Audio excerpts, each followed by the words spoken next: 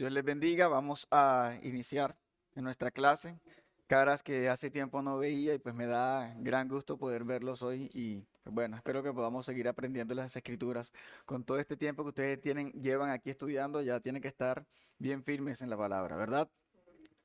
Amén. Bueno, quiero que me acompañen en oración para pedirle al Espíritu Santo que nos ayude, que nos convenza, que reanime y afirme nuestros corazones cada vez más con su palabra. Señor y Dios, en el nombre de Cristo Jesús, Señor, en medio de esta noche, hoy nos presentamos delante de ti, dándote gracias por el privilegio que tenemos, Señor, de poder escudriñar las Escrituras. Hoy te pedimos, Señor, y te suplicamos que nuestro entendimiento sea abierto, Señor, y que estos conceptos que vamos a estar estudiando el día de hoy, Señor, cada vez fortalezcan mucho más nuestra fe. No estamos aquí, Señor, para simplemente adquirir conocimientos que no nos lleven a ningún lado, Señor, sino que queremos, Señor, considerar las escrituras desde todos los aspectos, Señor, entendiendo que tu palabra es la verdad. Y esa palabra que es la verdad es la que trae sobre nosotros, Señor, vidas que te honren, porque hemos sido colocados, Señor, en medio de este lugar por ti, Señor, para la gloria de tu santo nombre. Hemos descubierto el propósito de nuestras vidas, Señor, solamente por lo que tú dices en las Escrituras, de quiénes somos y lo que deberíamos hacer, Señor. Por eso hoy quiero, Señor, pedirte junto con todos mis hermanos en medio de esta clase, que estudiando, Señor, este tema que tenemos el día de hoy en la clase de teología bíblica, Señor, podamos ser instruidos, Señor, en nuestras mentes y en nuestros corazones, Señor, para que el Espíritu Santo, Señor, quien convence de esa verdad, cada vez nos lleve y nos ayude, Señor, a poder vivir, Señor, de forma práctica, vidas, Señor, que representen al Padre Celestial. Señor, que nos lleve, Señor, en nuestro proceso de santificación, a que cada día más, Señor, seamos más parecidos a semejanza del Hijo de Dios. Te damos gracias en el nombre de Cristo Jesús. Amén y amén. Bueno, hermanos, vamos a iniciar con nuestra clase de antropología bíblica. ¿Quién nos va a estar ayudando con el micrófono? Ok. Voy a estar haciendo quizás muchas preguntas y voy a estar pidiéndole que también me ayuden a leer algunos textos. Entonces quiero que para que iniciemos la clase, hacer esta primera pregunta. ¿Qué es antropología? Er- Tenemos micrófonos porque recuerden que estamos grabando. ¿Qué es antropología? ¿Alguien que levante la mano? Ok. Dice, ha sido Es el seleccionada. estudio del hombre. Ok, ese es el estudio del hombre, ¿verdad? Es quizás como lo que más común tenemos nosotros y es una realidad. De hecho, creo que deberíamos estar un poco relacionados con este tema, no porque hayamos estudiado lo que dice la escritura siempre acerca, o mejor dicho, lo que se enseña en un seminario acerca de la antropología bíblica, sino porque aun cuando uno pasa por colegio, pasa por la universidad, siempre le están enseñando a uno acerca de qué es la antropología. Hoy vamos a estar estudiando acerca del hombre, pero de una perspectiva diferente, desde la perspectiva de cómo Dios nos ve. Generalmente, cuando tenemos estudios antropológicos, lo que encontramos es el hombre estudiando al hombre desde la perspectiva del hombre. Y esto es lo que nos ha llevado a que tengamos conceptos bien erróneos, bien alejados de las escrituras. De hecho, como seres individuales que somos, podemos tener pensamientos completamente distintos y a partir de ahí ramificar todo lo que yo crea acerca de el diseño del hombre, apartándolo del Señor. Pero cuando nosotros nos volvemos a la escritura, vamos a encontrar un solo concepto de lo que Dios dice acerca de quiénes somos nosotros. Y es importante que para que podamos entender quiénes somos nosotros, vamos a también entender o debemos conocer quién es nuestro Dios. Nuestro mundo es un mundo caído, permeado por el pecado.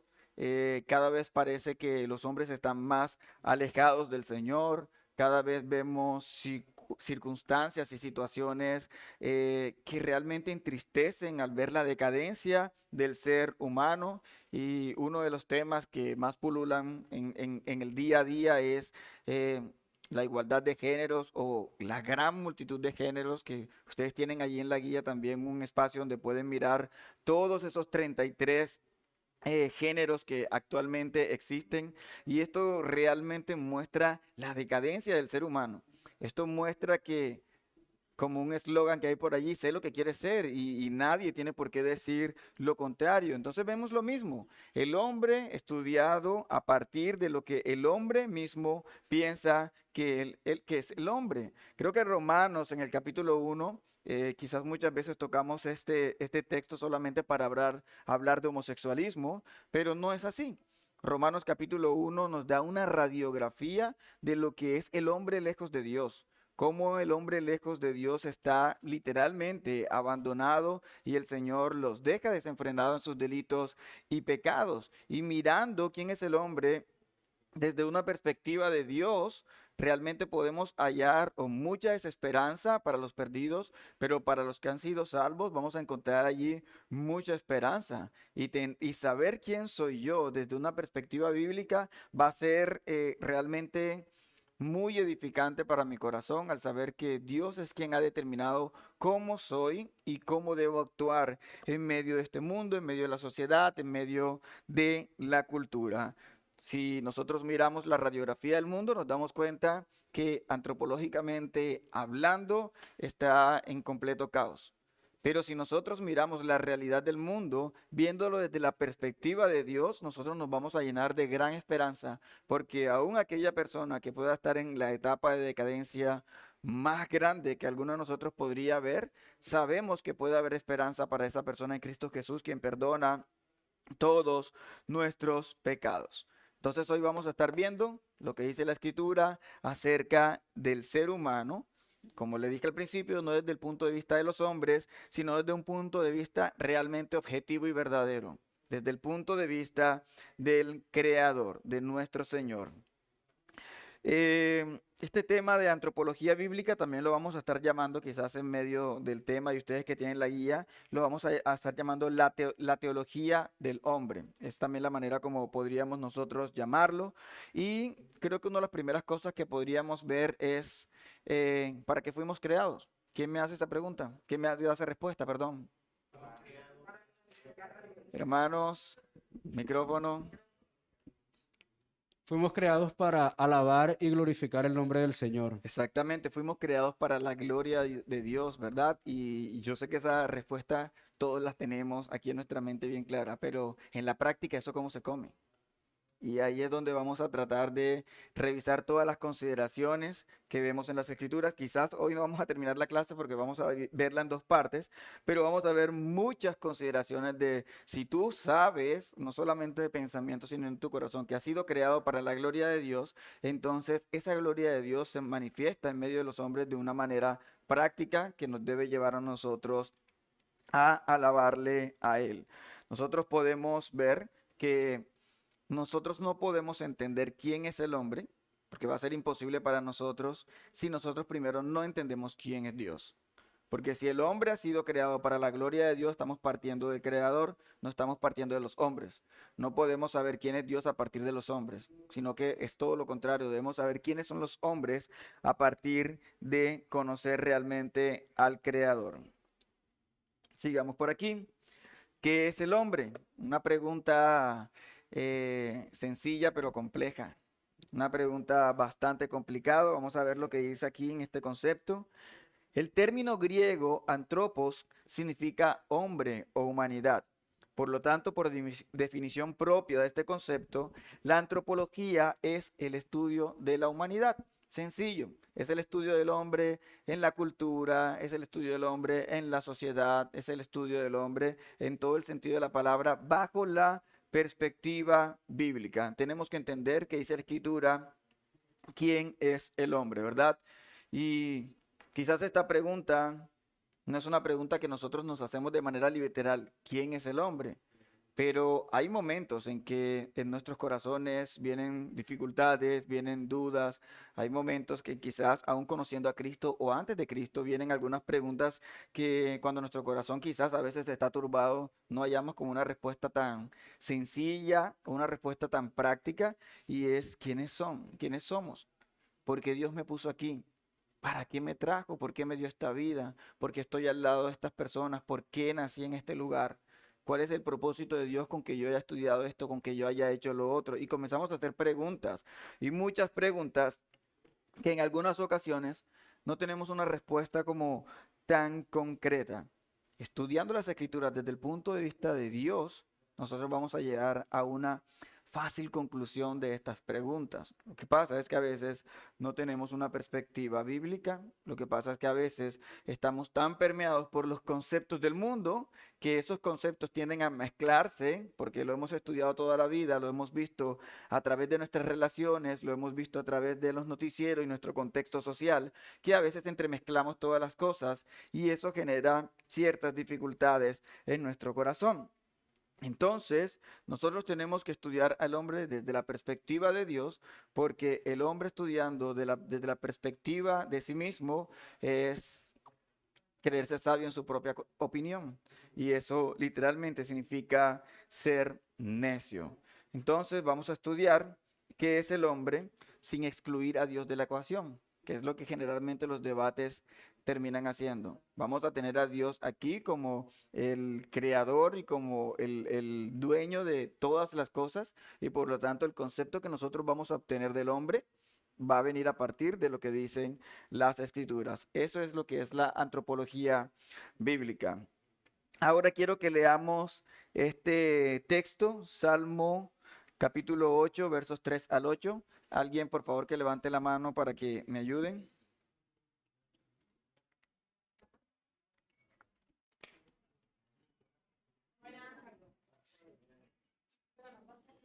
Cuando, mi-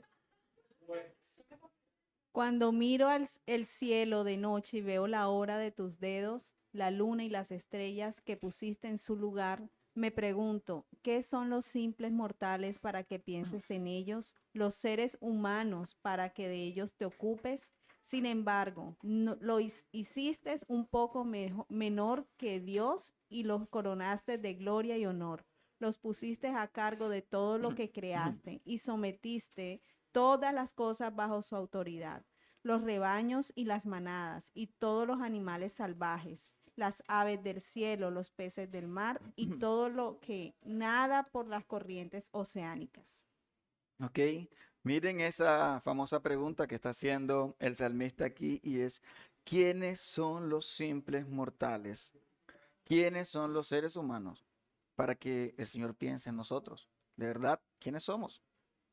Algunos podríamos decir, somos los dueños de todo. Otros podríamos decir, somos tan pequeñitos que no somos absolutamente nada. Entonces, ¿cuál realmente es la perspectiva bíblica? La pregunta del salmista aquí es una pregunta que da una muy buena introducción rápidamente para la clase. Es una pregunta de esas mismas preguntas que les hacía ahorita, que es una pregunta de las que nosotros mismos nos hacemos en momentos de dificultades o en momentos de dudas. Pero este salmista tiene prácticamente allí la respuesta. ¿Quién es el ser humano? ¿Quiénes somos los hombres para que Dios tenga que poner la mirada en nosotros, para que Dios se fije en seres como nosotros? Y la respuesta que da el salmista aquí es una respuesta interesante y es, nosotros, los seres humanos, no estamos por encima del Señor, pero hemos sido colocados en una posición de privilegio. No estoy hablando de que somos los mini dioses ni nada de este tema, eso es pura carreta, pero nosotros sí sabemos que tampoco somos iguales al resto de la creación. No somos iguales a los animales, no somos iguales a las plantas, no somos iguales al resto de la creación. Dios en nosotros colocó algo completamente diferente y es nosotros de alguna manera sí somos como la cúspide de la creación. El relato de la creación, que lo vemos en Génesis capítulo 1 y en Génesis capítulo 2, hace distinción entre nuestra creación y el resto de las cosas. Dios hace algunas apreciaciones diferentes allí y es que nos ha dado a nosotros el privilegio de nosotros poder ser los representantes de Dios aquí. Nosotros estamos en una posición de mayordomía sobre todas las cosas. Mira lo que está diciendo, los puso a cargo de los peces, los puso a cargo de las aves, de todos los animales. Entonces nosotros estamos en una posición de gobierno. ¿Por qué estamos en una posición de gobierno? Porque estamos representando de alguna manera a el rey de toda la creación. Dios es el rey de todas las cosas y aquí nosotros tenemos que tener mucha claridad. Pero nosotros hemos sido de alguna manera colocados en la tierra como gobernantes sobre toda la creación. A ninguno de los animales se le dio la responsabilidad de gobernar sobre alguna otra cosa creada. Pero a nosotros, los seres humanos, sí se nos dio un gran privilegio. Y ese gran privilegio es que todas las cosas han sido colocadas sobre nuestro dominio. Claro está, bajo la autoridad del Señor. Y este texto que vemos aquí, Salmo 8, es uno de los muchísimos textos donde podríamos encontrar argumentos como estos, argumentos muy sólidos. El propósito de nuestras vidas es darle gloria a Él mientras nosotros estamos en función de nuestro rol. O sea que damos gloria al Señor cuando somos los que Él a través de su palabra dijo que en realidad somos. Cuando somos los hombres que Él creó, que están en posición de autoridad, están en posición de gobierno, que están en posición de hijo de Dios, que están en posición de representación de su creador. Y no es casualidad que la escritura muestre que en Cristo todas las cosas fueron creadas por medio de Él, fueron creadas por Él y fueron creadas para Él. Y nosotros somos parte de la creación, ¿verdad? Pero al mismo tiempo estamos llamados a ser semejantes a Cristo. Entonces hay una responsabilidad grande, una responsabilidad mayor aquí que Dios está colocando sobre nosotros. Dios no le dijo a las bestias del campo, sean cada vez más conformados a la imagen de Dios. Dios no le dijo a las aves de los cielos, gobiernen sobre los animales de la tierra. No hay ninguna posición de autoridad de uno sobre otro. Siempre está diciendo es, ustedes los hombres son los que están en posición de gobierno, pero están en posición de gobierno porque se parecen a Él o deben parecerse a Él. Son formados a la imagen de Él. Y si lo miramos en nuestro proceso de santificación actual, ¿a quién tenemos que ser conformados? A la imagen de Jesucristo, o sea, a la imagen del Rey de Reyes, ¿verdad? Ok. Entonces, ¿por qué es importante que estudiemos antropología? Porque esta clase no debe ser una clase donde todos quedemos allí dormidos y el otro codeándote como, ay, hey, despiértate. No debería ser una clase esta porque vamos a mirar ahora algunas cosas en las que este estudio debe ser de gran provecho para tu vida. Vamos a considerar 5 puntos. La primera, ¿por qué estudiar antropología? Y es porque nos deja ver claramente quiénes somos, ¿verdad? Si nosotros tenemos una mente permeada por el pecado, caída, una mente que está distorsionada por lo que somos y por lo que la sociedad también nos sigue metiendo en nuestras cabezas que deberíamos ser.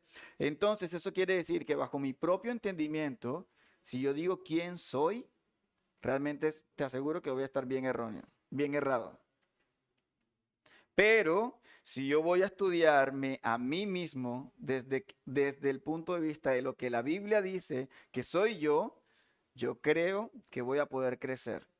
Yo creo que voy a poder, mira, hay gente que tiene en su mente el entendimiento claro de la doctrina de la depravación del hombre. El hombre es malo, el hombre es totalmente perverso. Hace poco predicaba un poco acerca de Jeremías, cuando dice que el corazón del hombre es extremadamente perverso. Y cuando salimos afuera, una de las hermanas le preguntaba a la otra hermana, pero ¿y tu hijo es malo? Y ella se quedaba así como, yo creo que él es un poquito buenecito, pero yo entiendo lo que dice la escritura, pero es un poquito buenecito. Entonces, no logra, aunque entiende la doctrina que dice quiénes somos y cómo es nuestra capacidad de maldad, ¿verdad? En nuestro corazón, todavía le cuesta creer que su hijo de 15 años puede ser este que describe la escritura. Entonces, no tenemos claro una antropología bíblica, aunque los conceptos están claros. Yo no tengo ninguna duda de que ella pueda entender ese concepto. Pero a la hora de la verdad, no, mijito, no. ¿Cómo? Sí, pero es porque no tenemos un entendimiento en nuestro corazón. Entonces decimos, no, mijito, no. Entonces, ¿quién soy? ¿Por qué estoy aquí? ¿Cuál es el propósito de mi vida? ¿Cuáles son mis capacidades? ¿Tú te has preguntado eso? A veces pienso como que no, yo jamás haría eso. ¿Seguro que te conoces? Ni te imaginas cuáles son las capacidades de las cosas que tú podrías llegar a hacer por tener un corazón pecaminoso. Entonces, vamos a ver quiénes somos a través de la antropología. 2, nos deja conocer nuestro papel dentro de la creación. Ya hablamos de que somos quizás parte del punto cúspide de la creación, por decirlo de esa manera. De hecho, el solo hecho de pensar de que nosotros fuimos creados en el sexto día, también hace referencia a que somos como el punto final. Creé todas las cosas, creé aún todos los seres vivientes y guardo para el último día, cuando voy a dar como el punto final a la obra maestra del Señor, y hago a quién, hago al hombre y a la mujer. Hago al hombre y a la mujer y eso lo resalta. El hombre ha sido coronado como rey en la creación y se le ha dado absoluto dominio sobre todas las criaturas, sobre todas las cosas. El hombre, hermanos, es el único ser que tiene este papel en toda la creación, porque nada más en toda la creación, ha dicho el Señor, es hecho a mi imagen y es hecho a mi semejanza. Entonces, por esto, hermanos, es importante que conozcamos nuestro papel. Punto número 3, nos ayuda a entender nuestra relación con Dios. Somos creados a su imagen, entendemos que tenemos que tener una relación con Él, pero para yo poder tener una relación con Dios, yo tengo que saber lo que Dios piensa, lo que Dios dice, lo que Dios ha dictaminado como mandato, lo que Dios no ha dejado como mandato, pero que ha revelado como su deseo, su voluntad, y yo debería también anhelar vivir de esa manera. Entonces, ¿cómo me relaciono con Dios sabiendo quién es Dios? ¿Cómo me relaciono con un ser que solo conozco de nombre, pero no conozco en realmente quién es? No voy a poder tener una buena relación, ¿verdad? Punto número 4, nos guía en la aplicación de una cosmovisión cristiana. Ya habíamos hablado un poquito de que el hombre tiene una visión deficiente de sí mismo, pero no solamente es eso. Si nos quedáramos hasta allí, está mal, pero listo, nos quedamos hasta allí. El punto es que nosotros tenemos una visión deficiente de Dios. Y ese punto también pesa. Y pesa, hermanos, demasiado. Pesa demasiado porque así como hombre puedo tener una perspectiva bíblica, perdón, una perspectiva antropológica de quién soy bajo mi propio entendimiento, asimismo yo también puedo hacer un Dios a mi imagen y semejanza. Y como yo hago un Dios a mi imagen y semejanza, entonces tengo un Dios que está sujeto a mis órdenes, tengo un Dios que está sujeto a lo que yo digo de quién es Él en mi vida. Y yo creo que en nuestro contexto cristiano estamos muy empapados, por lo menos de este punto. Tengo un Dios que me sirve, un Dios que me escucha, un Dios perdonador, que sí es cierto, pero lo interpretan de una manera completamente diferente. Y cuando no tenemos un concepto claro de quién soy y quién es Él, entonces todos estos problemas críticos, complicados, que nosotros afrontamos en la sociedad de hoy, no vamos a poder tener una buena perspectiva. ¿Por qué? Porque entonces cuando hablan del aborto, ¿qué van a responder los cristianos? Yo he visto cristianos diciendo, pero sí, es normal. Yo tengo derecho sobre mi vientre, yo tengo derecho sobre elegir. Y seguramente son cristianos algunos, pero no tienen en realidad una cosmovisión clara de las escrituras. Ni saben quién es Dios, ni saben sus propias capacidades. Cuando hablamos de la eutanasia, del homosexualismo, del ecologismo, que ahora también está tomando una fuerza increíble al nivel de ponerlo como el punto de vista de lo correcto, y quien no haga esto está en pecado. Entonces hemos comenzado a irnos por una cantidad de ramas. ¿Esto por qué? Porque mi mente no está enfocado en conocer a Dios desde el punto de vista de Dios, y conocer al hombre aún también desde el punto de vista de Dios. Y el quinto punto, la quinta razón por la que debemos estudiar, es porque me permite refutar las falsas filosofías. Ahí en la guía tienen un ejemplo, o mejor dicho, tienen ejemplos muy amplios de toda esta cantidad de pensamientos que no todos son actuales, pero muchos se han dado a través de toda la historia. Y si nosotros estudiamos las filosofías, hay muchísimas corrientes filosóficas acerca de la psicología, de quién es el hombre y cuál es la manera en que el hombre razona, y según tu corriente psicológica, qué es lo que crees que se debe hacer ante esta situación, y no se considera la consejería bíblica, no se considera la perspectiva de Dios, no se considera el discipulado, sino aquí tengo mi doctorado en tantas cosas de ciencias humanas, ¿verdad?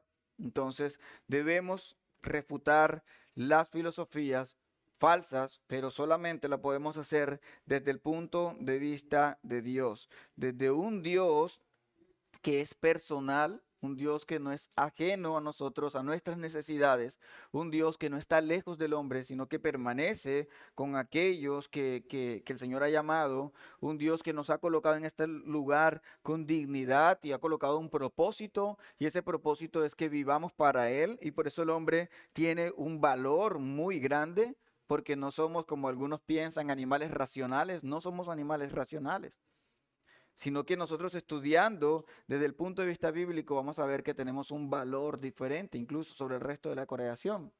Es increíble cómo hoy muchos piensan que un perrito tiene más valor que un hombre o que un niño, haciendo la comparación, ¿verdad? Un toro. Y hay una cantidad de leyes para proteger a todos estos animales, y yo no estoy en contra de eso. Me encantan los animales, amo los animales, pero yo jamás puedo poner a estos animales en comparación con un hombre, que por muy malo que sea un hombre, porta la imagen de Dios. Entonces tenemos dignidad, tenemos un valor completamente diferente. Entonces, basémonos en quién es el hombre, por quien Dios dice que es el hombre. Hermanos, preguntas si quieren, esto es una clase. Hagan intervenciones. Hasta donde yo recuerdo, ustedes preguntaban bastante. Ya maduraron. Sí, sí, verdad. Ya tienen un punto de vista de sí mismo mucho, mucho más claro a través de las escrituras. Bueno, miremos esta pregunta, quizás una pregunta también muy, muy básica, y quizás podemos tener una respuesta bíblica muy rápida. Vámonos a Génesis 1 y 2 y cómo Dios creó al hombre. Vamos a mirar estos dos puntos: el creacionismo repentino y Adán como una persona histórica. Eh, yo creo, hermanos, que esto es tan básico y es tan sencillo, no minimizando las escrituras ni nada de esto, sino es que es ilógico que nosotros los cristianos tengamos que estar peleando todavía por si Adán fue una persona real o Dios está haciendo, no sé, colocando aquí como un ejemplo de cómo debería ser el hombre para que nosotros tomemos ese ejemplo, ¿verdad? Pero muchos más cristianos cada vez se vuelven más sólidos en doctrinas contrarias a lo que nosotros vemos en las escrituras. Y las refutan y las pelean y tienen una cantidad de estudios y una cantidad de cosas, y no se van a lo básico, simple y sencillo que Dios ha dejado para nosotros, para que los cristianos sencillos como nosotros podamos entender.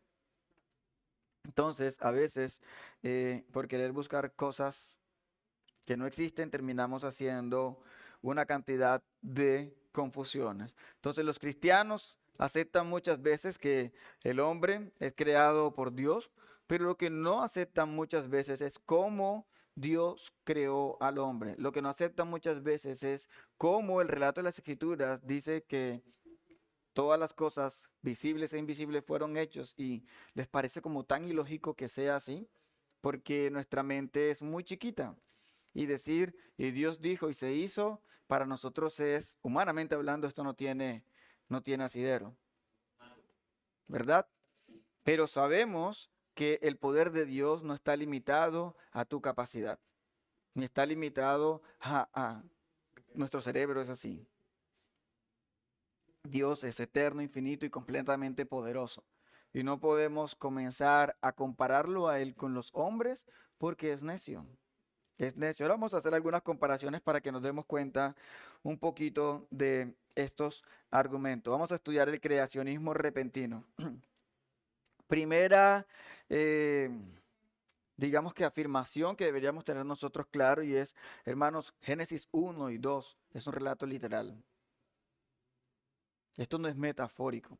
Génesis 1 y 2 es un relato literal. El término de creacionismo repentino es ese término que se utiliza para mostrar cómo Dios creó todas las cosas de la nada y en un instante.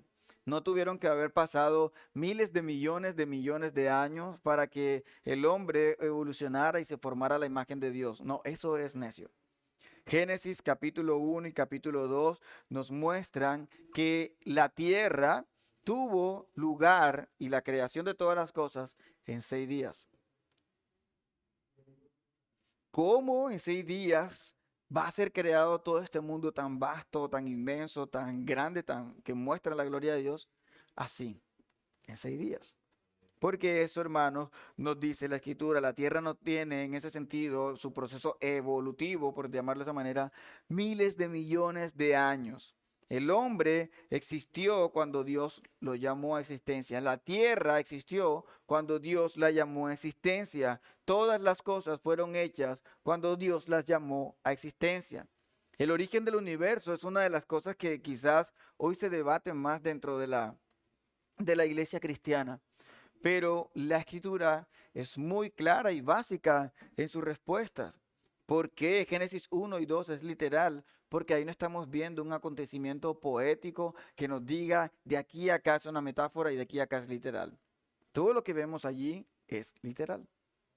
Es literal y debemos verlo de esta manera y no debemos limitar el poder de Dios por nuestras capacidades, o si lo podríamos llamar de esta manera, por el poder de los hombres, que es muy pequeño, es muy básico y es muy limitado. Eh,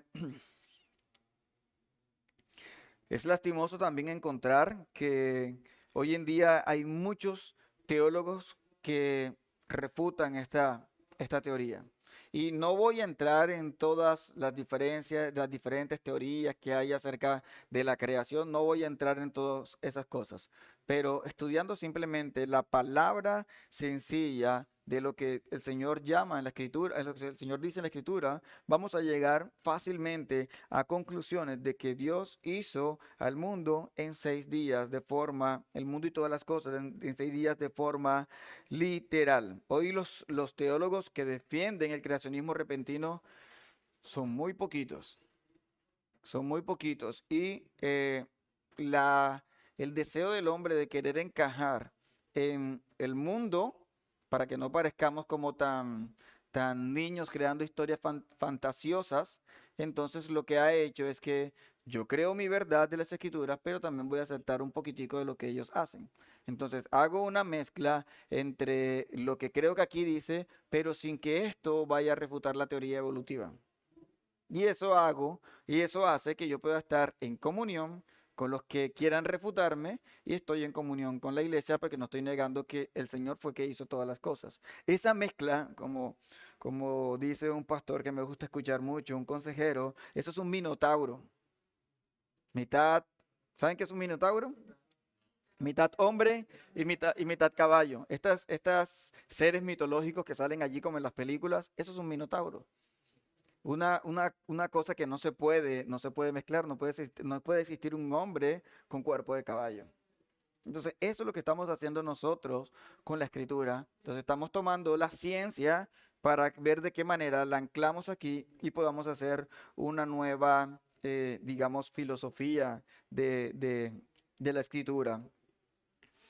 Cuando nosotros limitamos, hermanos, a pensar de que Dios no pudo haber creado todas las cosas en 6 días, no pudo haberlo hecho porque necesitábamos procesos y procesos y procesos para que las cosas fueran hechas. Entonces eso quiere decir que nosotros estamos perdiendo el sentido del poder y la majestad de Dios. Si creemos que Dios no puede hacer estas cosas. Veamos un segundo punto aquí del creacionismo repentino. Y es, bueno, vemos dentro de la escritura evidencias que nos muestran que todo fue creado en un momento y que no tuvieron que haber pasado lapsos de tiempo de evolución extremadamente grandes para poder llegar a tener las cosas o a ver las cosas que hoy nosotros conocemos y podemos ver. No hay nada en toda la escritura, lo podemos afirmar, que me haga mostrar o ver un proceso extenso de creación entre algo de la creación y otra cosa de la creación. No existe nada dentro de toda la creación que nos haga ver a nosotros esto. Nosotros podemos ver en la escritura, y estos textos que usted los tiene allí los puede revisar también en casa, podemos ver que Dios llama a las cosas a existencias y simplemente ellas venían y existían. La Biblia muestra que estas afirmaciones del poder de Dios en toda la creación ilustra todas las razones o todas las maneras en cuanto al poder en que incluso el mismo Cristo hacía señales y milagros y simplemente se hacían porque con su palabra, con su decisión, estas cosas se hacían. Y no tenía que pasar procesos y procesos para que estos milagros de alguna manera se llevaran a cabo. Simplemente él decía y se hacían, así como Dios dice, y estas cosas son llamadas a existencia. Hebreos capítulo 11, voy a leerlo, verso 3. Dice, por la fe entendemos que todo el universo fue formado por orden de Dios, de modo que lo que ahora vemos no vino de cosas visibles. Dios, hermanos, está hablando aquí de que todo lo que es llamado existencia fue creado por la palabra de Dios. Nada de lo que es creado a partir de otra cosa. Nada de lo que es creado a partir de materia ya existente. Porque no estamos viendo como Dios haciendo procesos de cientos de años para que las cosas fueran hechas. Es no Dios haciendo e inmediatamente lo que muestra la escritura es lo que se hace. Todo fue creado literalmente de la nada. La palabra que utiliza el Señor aquí, yo no sé cómo se pronuncia, pero lo voy a pronunciar, es ex nihilo. Esta palabra quiere decir que toda la creación material surgió de algo espiritual, físicamente de la nada. Fue creado de algo que no existía. Y hay muchos pasajes en la escritura y pueden leerlos allí en casa como para complementar un poquito más el estudio. Hermanos, si la escritura dice que Dios cogió del polvo de la tierra y hizo al hombre, lo hizo a imagen y semejanza de Dios. El hecho de que nosotros pensemos que el hombre, por ejemplo, tuvo que evolucionar para llegar a ser lo que nosotros somos hoy, es decir, que Dios hizo un ser a su imagen y semejanza que tuvo que evolucionar para llegar a ser como nosotros. O lo contrario, Dios hizo un ser que no es a su imagen y semejanza que tuvo que evolucionar para que seamos lo que somos hoy, su imagen y semejanza. Si se dan cuenta, esto no tiene coherencia. No tiene coherencia que hayamos tenido que pasar por un proceso evolutivo para llegar a ser lo que el Señor dijo que en Génesis capítulo 1, cuando dijo y creé al hombre, fuera imagen y semejanza de Dios. Entonces no tiene coherencia por ningún lado esto. No existe nada en la creación del hombre que nos deje ver un espacio de tiempo entre ese momento en que fuimos creados y ese momento en que nos convertimos en la viva imagen de Dios aquí en la tierra. No existe por ningún lado. Por lo tanto, el proceso evolutivo que muchos todavía deciden afirmar y reafirmar, es un proceso que no tiene ningún asidero bíblico, bajo ninguna circunstancia. De hecho, si lo vemos desde el punto de vista de hombres caídos, estamos eso en un proceso de involución, no evolución. Cada vez somos más limitados. Pregunta por allá.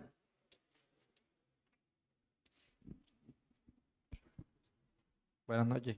Pastor Luis, entendiendo que la palabra creación significa que es creado o sea, que es hecho de la nada, se puede decir que el hombre sigue siendo creación, sabiendo que el hombre, la misma palabra dice que es formado Ujú. o sea, de materia existente, como dice que fue del polvo de la tierra. Sí, ¿Se puede claro, decir? claro que sí, podemos, no, tenemos que afirmarlo. Somos parte de la creación de Dios porque hemos sido creados de materia, pero de materia que ya vemos en la Escritura que es formada. Y sin embargo, después de haber sido simplemente hechos como barro, se nos da a nosotros aquello que es diferente del resto de la creación, el aliento de vida. Así es. Eh, Imagínense ustedes si nosotros fuésemos un ser que viene evolucionando y Cristo viene a redimir a esas criaturas que Dios creó, que se llaman hombre. Entonces, ¿a cuál de la cadena de la evolución Dios ha venido a redimir? Es una pregunta para que nos hagamos, ¿verdad? ¿Y qué constancia, o mejor dicho, qué garantía tenemos nosotros de que esta parte de la evolución que somos ahora, somos los redimidos y no los que eran antes que nosotros? ¿Y por qué aquellos que tenían más cara de chimpancé no son los redimidos? Entonces es una pregunta, creo que nos deja ver la lógica de que hemos sido creados de manera repentina por el Señor y hemos sido puestos inmediatamente y hemos sido puestos como su imagen. Nuestro Señor Jesucristo, como les decía ahorita, también afirmó mucho esta, esta teoría de la creación repentina y aún mostró mucho el poderío de su palabra cuando dice en Marcos capítulo 10, verso 6, dice, pero al principio de la creación, varón y hembra los creó. Entonces, somos creados varón y hembra, así nos hizo el Señor. Ahora yo hago una pregunta. Si somos parte del desarrollo de la evolución, ¿quién fue creado primero y de qué momento el hombre se volvió hembra o la hembra se volvió hombre? Y se separaron como dos seres y se convirtieron en dos seres que, si el Señor dice, creó un hombre y creó una mujer.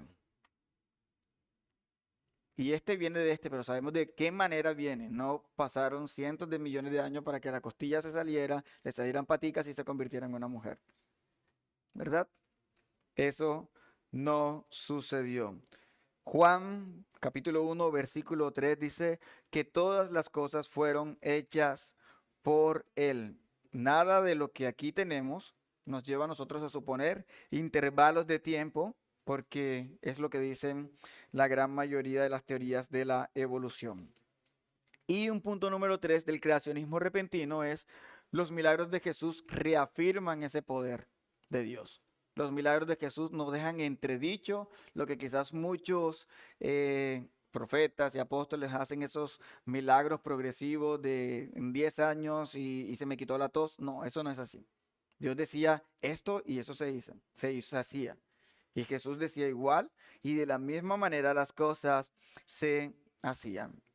Los, los milagros de Jesús, hermanos, son milagros que muestran y solidifican la teoría, por llamarlo de esa manera, o el entendimiento del creacionismo repentino. Todo fue creado conforme a su voluntad.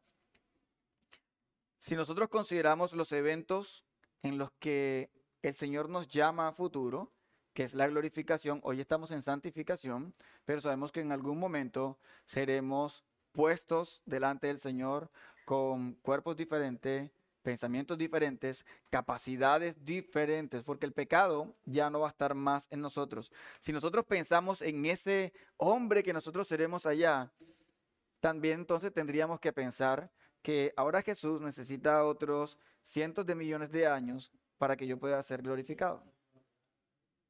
Porque cómo no me pudo haber hecho desde el principio como un hombre, como lo vemos hoy, pero sí ahora me tiene que hacer en una nueva creación sin tener que necesitar esos millones de años. Si el poder de Dios está limitado para crearme en 6 días, también está limitado para hacer nueva creación. Pero el Señor dice en su palabra que Él va a crear cielos nuevos, va a crear tierra nueva. No sabemos cómo va a ser, pero el solo hecho de pensar en esto muestra la magnitud de su poder. El Señor dice en su escritura que toda esta creación que existe y que conocemos va a desaparecer, ¿verdad? Entonces nos preguntamos, ¿será que Dios tiene el poder para que desaparezca ¿O tenemos que esperar como en la teoría de los dinosaurios que cayó un meteorito con miles de millones de años para que desaparecieran? Entonces, el proceso de la descreación también va a demorar miles de millones de años para que los hombres desaparezcamos de la faz de la tierra y luego el Señor, tomándonos a nosotros de la nada, tenga que nuevamente hacer seres minúsculos para que tengan que evolucionar y convertirse en hombres, otra vez como lo somos hoy, para que vivamos en la Jerusalén celestial. ¿Qué les parece esa teoría?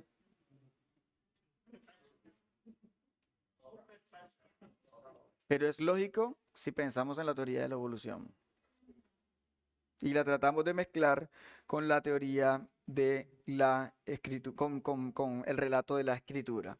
Entonces, hermanos, Dios creó o Dios nos creó a nosotros de una manera en que el creacionismo repentino es lógico, veraz, cierto, porque no limita el poder de Dios. Vamos a ver en algunos ejemplos, o podemos mirar algunos ejemplos de creacionismo repentino y los voy a nombrar porque no tenemos tiempo como para entrar a todos los textos, pero nosotros podemos ver a través de las escrituras que en las bodas de Caná el Señor transformó el vino en agua. El agua en vino, perdón. Cambié el milagro. Pero transformó el agua en vino. Eso fue sencillo, fue sencillo para él. Eso fue sencillo. Para nosotros es limitado, pero muestra su majestad, muestra su poder. Para él simplemente es, traigan agua. Y más nada, el Señor hizo comida para 5,000 y más. 5,000 quedaron por allí. ¿Y cuánto tiempo pasó para que el Señor creara todas estas cosas? Dijo, trae las canasticas y coman todos. Así de sencillo. Eso muestra que el poder de Dios no es un poder limitado. El Señor nos va a dar nuevos cuerpos, completamente diferente, cielo nuevo, tierra nueva, destrucción total sobre todas las cosas. La palabra que utiliza Génesis para referirse a este tiempo o momento en que las cosas son creadas, la palabra se escribe Yom, Y-O-M. ¿Ustedes la tienen allí? ¿Break? Ok, hermanos, vamos a salir a break y regresamos en 15 minuticos. Los espero.